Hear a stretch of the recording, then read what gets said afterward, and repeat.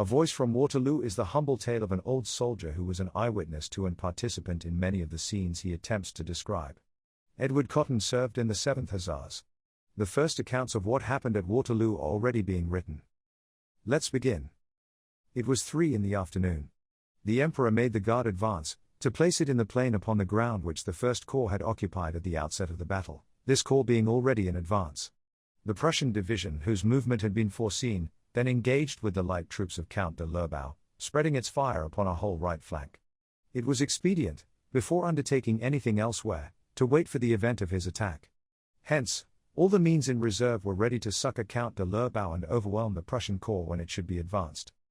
This done, the Emperor had the design of leading an attack upon the village of Montstreet-Jean, from which we expected decisive success, but, by a movement of impatience so frequent in our military annals, and which has often been so fatal to us, the cavalry of reserve, having perceived a retrograde movement made by the English to shelter themselves from our batteries, from which they suffered so much, crowned the heights of Montstreet-Jean and charged the infantry.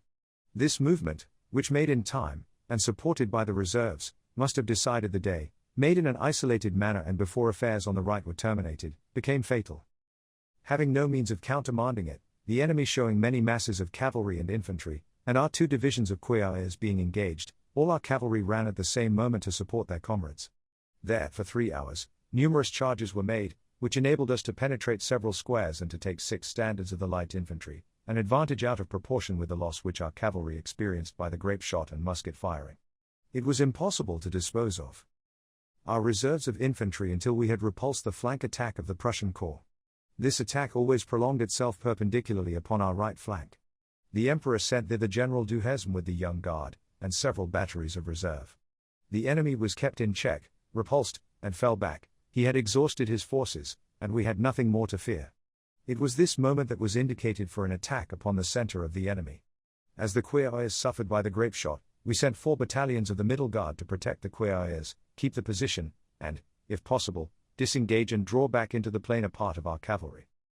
2 other battalions were sent to keep themselves en potence upon the extreme left of the division that had maneuvered upon our flanks, in order not to have any uneasiness on that side. The rest was disposed in reserve, part to occupy the potence in the rear of Montstreet-Jean, part upon the ridge in the rear of the field of battle, which formed our position of retreat. In this state of affairs, the battle was gained. We occupied all the positions that the enemy occupied at the outset of the battle. Our cavalry, having been too soon and ill employed, we could no longer hope for decisive success, but Marshal Grouchy, having learned the movement of the Prussian corps, marched upon the rear of that corps, which ensured us a signal success for the next day. After 8 hours' fire and charges of infantry and cavalry, all the army saw with joy the battle gained and the field of battle in our power. At 8:30, the 4 battalions of the middle guard, who had been sent to the ridge on the other side of Montstreet-Jean, in order to support the cuirassiers, being greatly annoyed by the grape shot, endeavored to carry the batteries with the bayonet.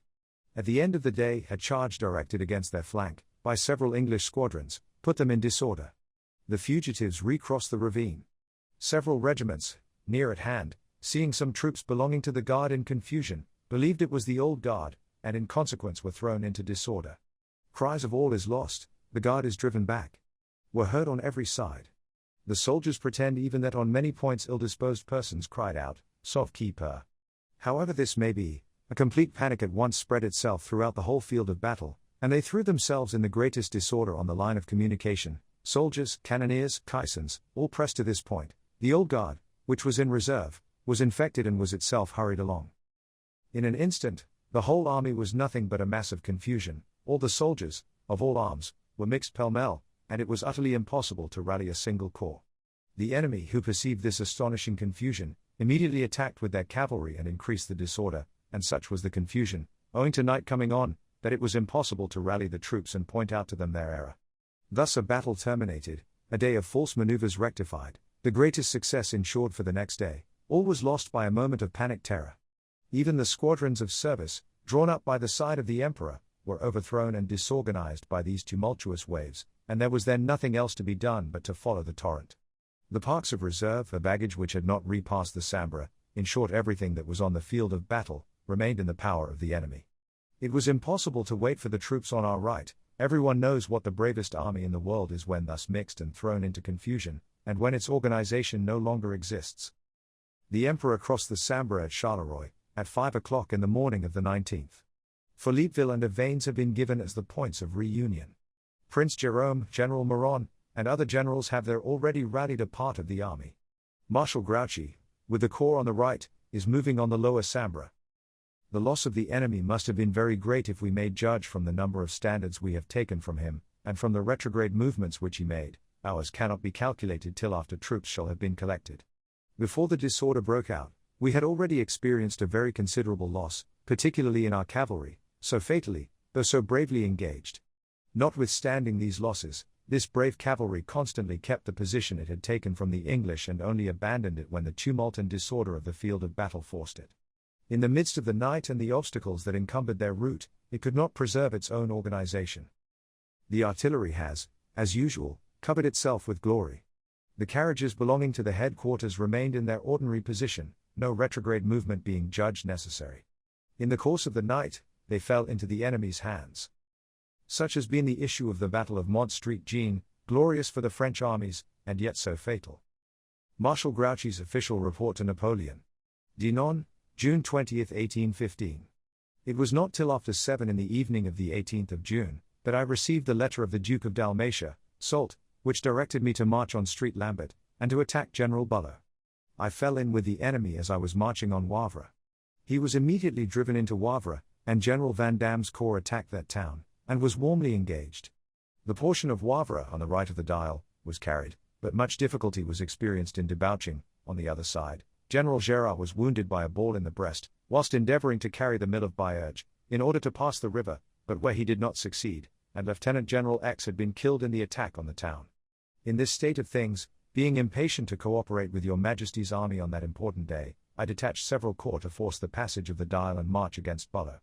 The corps of Van Damme, in the meantime, maintained the attack on Wavre, and on the mill, whence the enemy showed an intention to debouch, but which I did not conceive he was capable of effecting. I arrived at Limmel, passed the river, and the heights were carried by the division of Vitry and the cavalry. Night did not permit us to advance farther, and I no longer heard the cannon on the side where your Majesty was engaged. I halted in this situation until daylight. Wavre and Baillargues were occupied by the Prussians, who, at 3 in the morning of the 19th, attacked in their turn, wishing to take advantage of the difficult position in which I was, and expecting to drive me into the defile, and take the artillery which had debouched, and make me repass the Dial. Their efforts were fruitless. The Prussians were repulsed, and the village of Baillargues taken. The brave General Penet was killed. General Van Damme then passed one of his divisions by Baillargues, and carried with ease the heights of Wavre, and along the whole of my line, the success was complete. I was in front of Rosiers, preparing to march on Brussels when I received the sad intelligence of the loss of the Battle of Waterloo. The officer who brought it informed me that your Majesty was retreating on the Sambre, without being able to indicate any particular point on which I should direct my march. I ceased to pursue and began my retrograde movement. The retreating enemy did not think of following me. Learning that the enemy had already passed the Sambre and was on my flank, and not being sufficiently strong to make a diversion in favor of your Majesty, without compromising the troops under my command, I marched on Namur. At this moment, the rear of the columns was attacked. That of the left made a retrograde movement sooner than was expected, which endangered, for a moment, the retreat of the left, but good dispositions soon repaired everything, and 2 pieces which had been taken were recovered by the brave 20th Dragoons, whose sides took a howitzer from the enemy. We entered Namur without loss. The long defile that extends from this place to Dinan, in which only a single column can march, and the embarrassment arising from the numerous transports of wounded, rendered it necessary to hold for a considerable time the town, where I had not the means of blowing up the bridge. I entrusted the defense of Namur to General Van Damme, who, with his usual intrepidity, maintained himself there till 8 in the evening, so that nothing was left behind, and I occupied Dinan. The enemy has lost some thousands of men in the attack on Namur, where the contest was very obstinate. The troops have performed their duty in a manner worthy of praise. De Grouchy. Our readers will give us credit for having observed a strict impartiality throughout our narrative of the battle, and in the same spirit would we desire to discuss those questions relating to it, which have given rise to so many false and exaggerated statements. The first subject of controversy we shall notice is the strange, but oft-repeated charge, against Wellington's military judgment, in choosing his position in front of Mont Street Jean, with a forest in his rear, in case of defeat. I must be excused if I show some little indignation at the repetition of this charge. A British soldier must be allowed to be as jealous of the fame of his illustrious commander as our gallant opponents were of that of their idolized Napoleon. Well, what is the charge? that the Waterloo position was not well chosen for a retreat, having defiles and a wood in its rear. We begin our examination of this point by remarking that Wellington chose the position, not in a hurry, nor because he was forced to do so, but most deliberately, and after having thoroughly reconnoitred it. He chose it with the conviction that he could well maintain it until the Prussians could form a junction with him. This accomplished, he knew that the French would not have a single chance left. He had but one apprehension, namely, that the enemy would push on by Hal, and turn the Allied right. But Napoleon's holding us too cheap, his impetuosity, or his desperation, brought him headlong upon our chosen position, the very best for our purposes between Charleroi and Brussels. Let the event assist the impartial reader in deciding which commander showed the better judgment in selecting his ground for action. But as far as the Duke is concerned, it is quite unnecessary to say anything in his defense.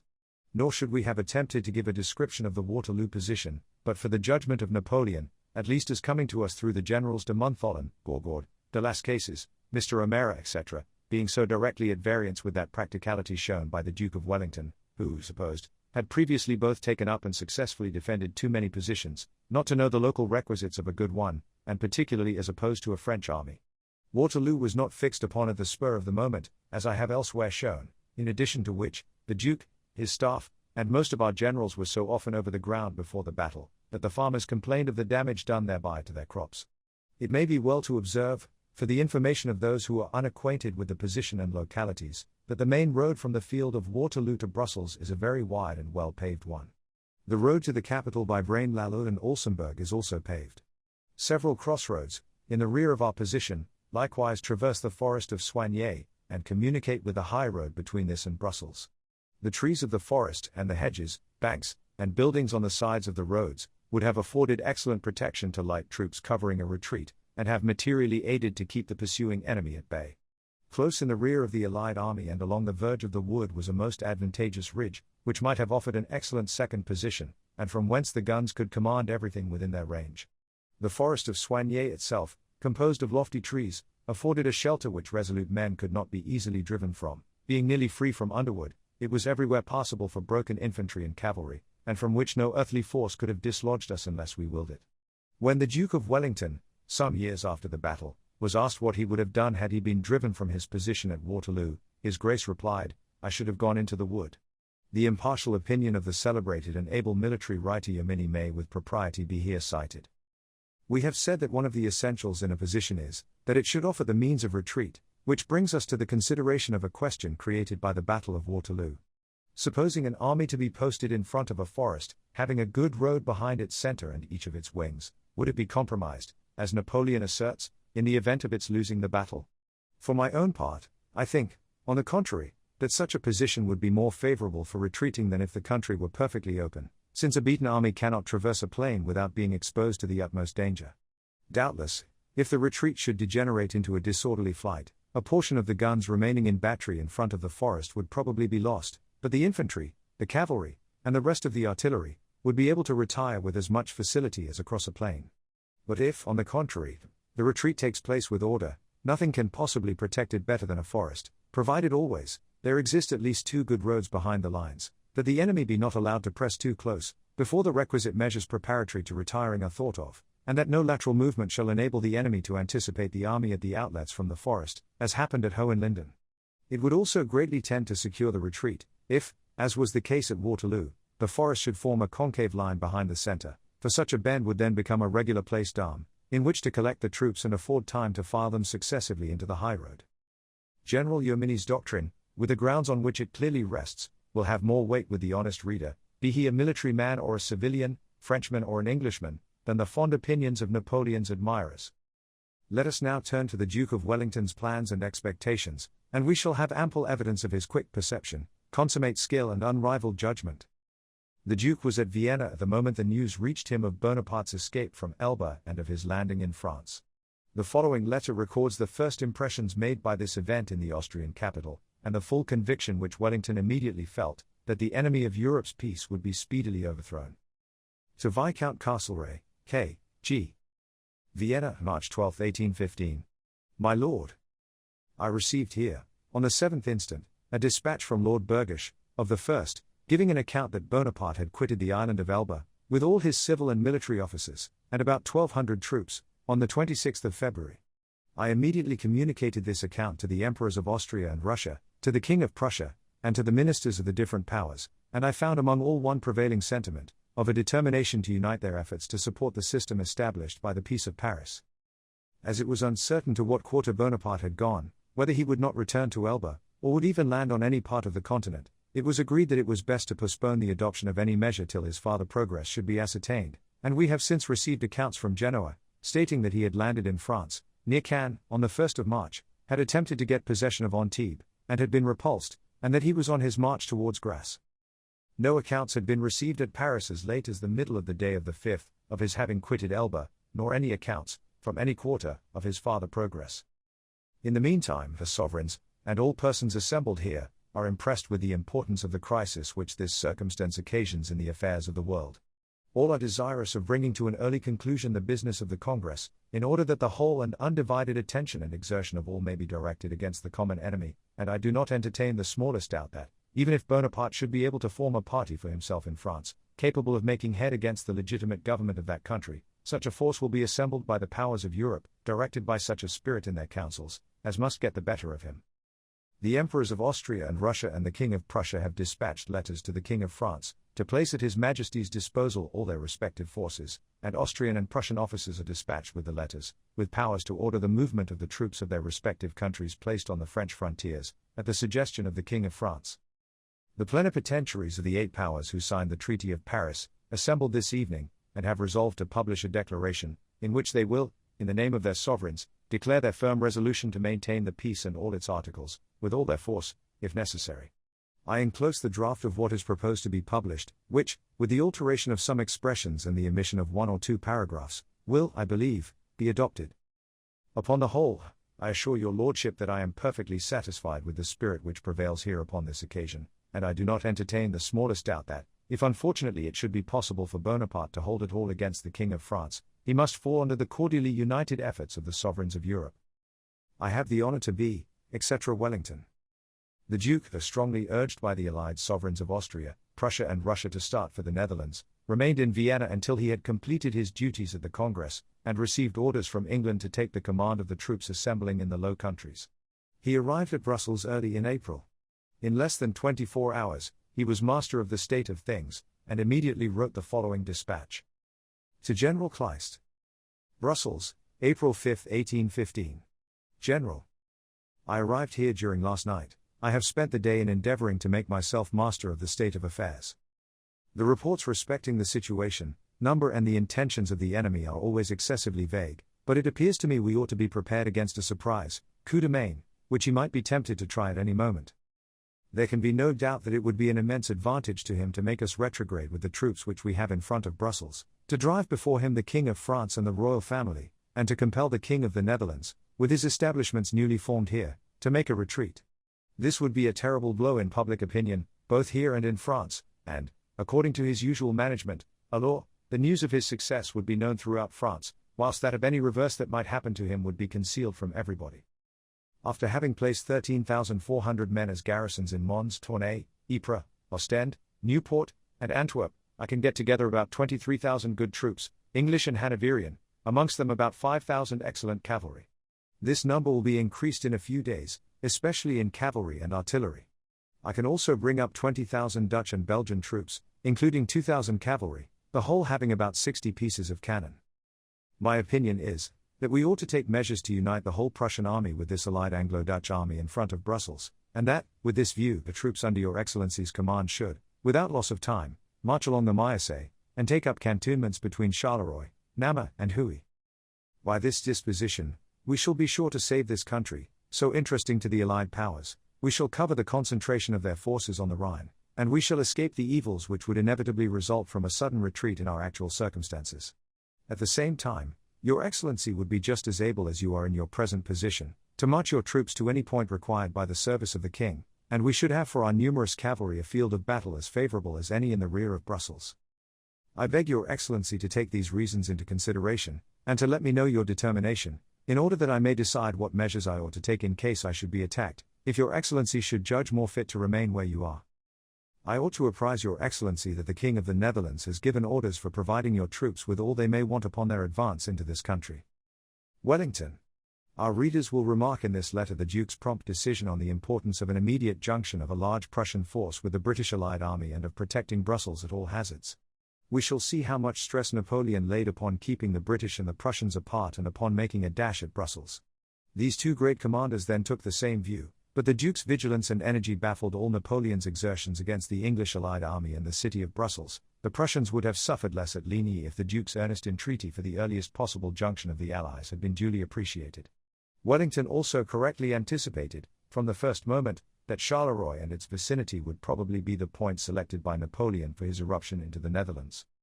It seems from a letter dated 15th of April, 1815, of the Duke to Gneisenau, that he had ascertained that 2 corps of the enemy, composed of 45,000 infantry and 7,200 cavalry, were in his front between the Sambre and the sea. He immediately set off to reconnoitre the whole frontier. This occupied him 4 days.